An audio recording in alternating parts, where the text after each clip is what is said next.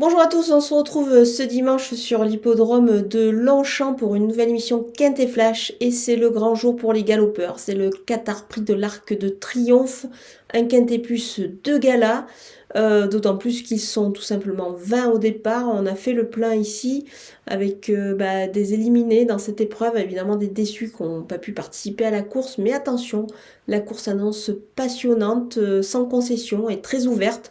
Toutefois, je pense qu'on peut s'appuyer quand même sur deux ou trois bases avant le coup.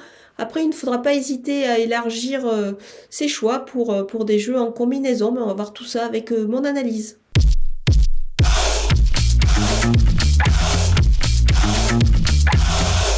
On attaque avec mes bases et le numéro 14, Alpinista, 7-5 ans, est une fille de Frankel. Je pense qu'elle est vraiment au sommet de son art en ce moment.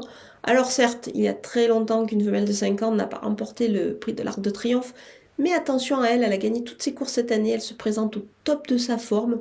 Moi je pense qu'elle est capable ici de vaincre tout simplement. La course est quand même assez ouverte avant le coup, il n'y a pas vraiment d'épouvantail dans cette épreuve. Elle a tiré un bon numéro de corde avec le 6, donc pour moi, elle peut viser la gagne. Le numéro 20, Luxembourg, évidemment, c'est le cheval qui s'annonce à battre ici. C'est le 3 ans de classe du lot, présenté par Aidan O'Brien au mieux de sa forme. Je pense qu'il va profiter lui aussi d'un bon numéro de corde. Il va tenir la distance. Sa victoire dans les Irish Champion Stakes, évidemment, le propulse parmi les favoris de l'épreuve. Il ne faudrait juste pas que le terrain soit trop souple, mais ça devrait aller pour lui. Le numéro 15, Vadeni, pour moi, c'est une des meilleures chances françaises avant le coup. Le représentant de son Altesse Aga Khan a été gâté avec le numéro 2 à la corde. C'est un cheval, on peut peut-être douter sur sa tenue, c'est le gagnant du prix du Jockey Club, mais attention, son entourage le présente ici avec beaucoup d'ambition. Il a bien travaillé, donc il devrait, pour moi, jouer les premiers rôles. On poursuit avec les opposants et le numéro 2, Torquator Tasso. C'est tout simplement le tenant du titre. Ce concurrent allemand a eu à peu près la même préparation que l'an dernier, c'est-à-dire que l'an dernier il s'était imposé dans le Grosser Preis von Baden avant de s'imposer ensuite dans l'Arc de Triomphe. Là, cette année, il a terminé deuxième après une lutte assez âpre avec Mendocino qui va retrouver ici. Là, cette fois, c'est Frankie Dettori qui étincelle. Alors certes, il a hérité du 18 à la corde, mais on peut faire confiance au crack jockey italien pour lui donner le meilleur des parcours. Donc pour moi, évidemment, il sera encore dans le coup. Le numéro 16, Alakim. Jean-Claude Rouget aime vraiment beaucoup ce poulain. Il lui a donné une préparation qu'il aime bien donner à ses poulains de 3 ans. Il a disputé le prix Guillaume d'Ornano cet été sur l'hippodrome de Deauville. Et il le présente ici avec beaucoup de fraîcheur. Son poulain devrait tenir la distance, il compte sur lui, il pense qu'évidemment il a les 2400 mètres dans les jambes. Donc voilà, attention à lui, c'est un poulain assez intéressant. Le numéro 18, Westover, il a vraiment le profil du 3 ans aussi à surveiller de très près. Il a réalisé de très belles perfs outre-Manche. Le numéro 17, Honesto, c'est le gagnant du Grand Prix de Paris, donc on sait qu'il a les 2400 mètres largement dans les jambes. Moi je pense qu'avec son bon numéro de carte, le 11, il devrait pouvoir avoir un bon parcours, il a bien préparé cette épreuve, on va s'en méfier. Alors mon coup de poker, c'est vraiment un coup de poker, hein, c'est le numéro 12, Bubble Gift. Il est toujours là ce cheval, il est quand même assez régulier. Alors certes, il n'a plus gagné depuis l'année dernière, mais voilà, c'est un cheval qui se présente avec pas mal d'expérience, comme son jockey, Olivier Pellier. Donc pour ne pas le citer, je pense que ce tandem est capable de créer une petite surprise à l'issue d'un bon parcours.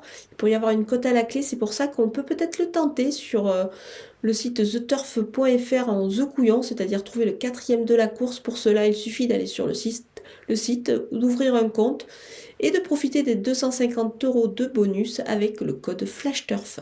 Du côté des outsiders, avec le numéro 10, Mendocino, c'est un cheval qui a évidemment bien préparé cet Arc de Triomphe. Il a remporté le Grosser Preis von Baden devant Torquator Tasso. On l'a vu se montrer très fort à la lutte. Voilà, maintenant il faut faire des choix dans cette épreuve, la course est assez ouverte.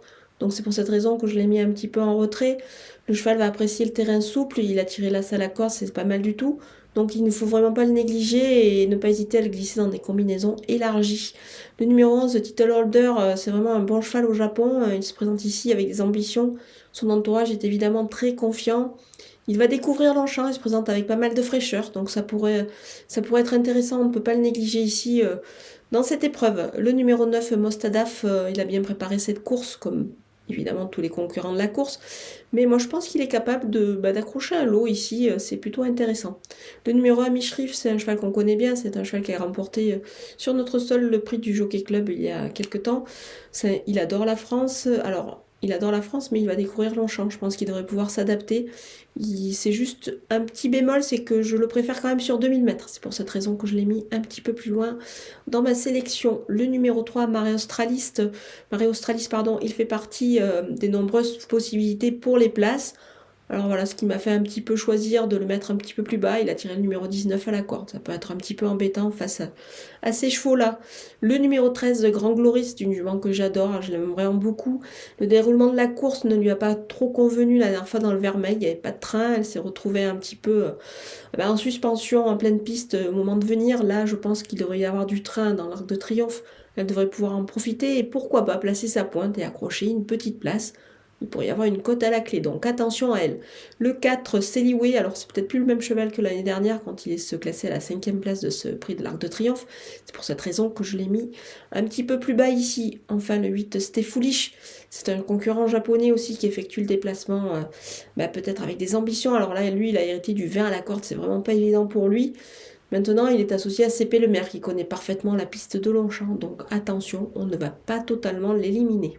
On termine avec les DDC et le numéro 19 d'Audeus. C'était certes une rentrée dans le Prignel, mais il m'a pas laissé vraiment une impression très favorable ce cheval. Moi je pense que ça s'annonce un petit peu compliqué avant le coup ici. Le numéro 6, Deep Bond, finalement il court directement l'arc alors que l'an dernier il avait disputé le prix Foix, une épreuve préparatoire qu'il avait d'ailleurs remporté. Moi je pense que sa fraîcheur peut certes l'aider cette année, mais je n'y crois pas trop. L'année dernière on l'avait vu quand même montrer un petit peu ses limites. Le numéro 7, Broom, c'est un bon cheval, mais pour moi, il est barré quand même par pas mal de concurrents avant le coup. Le numéro 5, Alanker, il n'a pu se distinguer dans l'arc la saison passée, ça s'annonce encore un petit peu difficile pour lui ici. Voilà, on a passé en revue les 20 partantes de cette magnifique course qu'il ne faut absolument pas rater dimanche. Je vous laisse avec ma sélection, mes conseils de jeu, et puis en bonus, la sélection de Philippe Thévenon. Et je vous dis évidemment bon jeu et profitez de ce magnifique spectacle.